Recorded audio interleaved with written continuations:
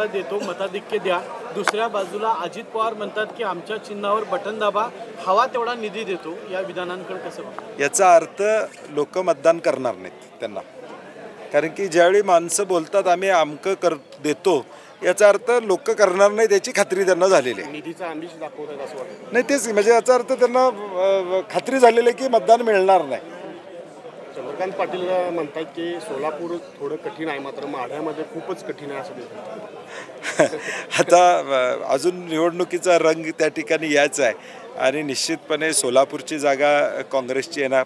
माढ्याची जागाही तुतारी राष्ट्रवादीच्या माध्यमातून आदर पवारसाहेबांच्या म्हणजे पक्षाला त्या ठिकाणी मिळणार आहे. वातावरण प्रचंड चांगलं आहे. आता काही माध्यमांमध्ये वेगवेगळे सर्वे यायला लागलेत, मी त्याच्यावर आक्षेप घेणार नाही, परंतु काही माध्यमांची आकडेवारी बघितली तर एकूण आकडेवारी 586वर जाते. खासदार 543 आहेत. थोडं त्याचंही भान काही ठिकाणी राहणं अपेक्षित आम्हाला असणार आहे, कारण की खासदारच 543 आहेत. काही आकडेवारी टोटल बघितली, भाजपला अमकी मतं, काँग्रेसला आणि इतर अशी जी बेरीज मारली तर ती 580च्या वर जाते. शाहू महाराजांचा उमेदवारी अर्ज भरण्यासाठी दाखल केलेला आहे.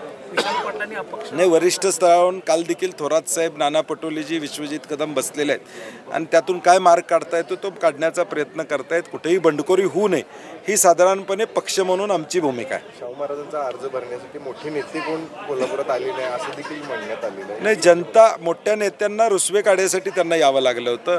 आमच्याकडे जनताच फॉर्म भरायला जास्त प्रमाणात आले होते. मुख्यमंत्री पुन्हा 3 दिवस कोल्हापुरामध्ये ठाण मांडले आहेत आणि पुढच्या महिन्यात पुन्हा 2 दिवस.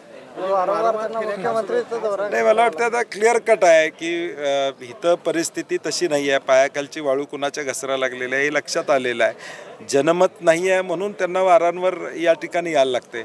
जर 2 वर्षातला कारभार चांगला असेल, शासन आपल्या दारी यशस्वी होत असेल तर एवढं फिरायला नाही लागलं पाहिजे, बसून मतं मिळवता आली पाहिजेत.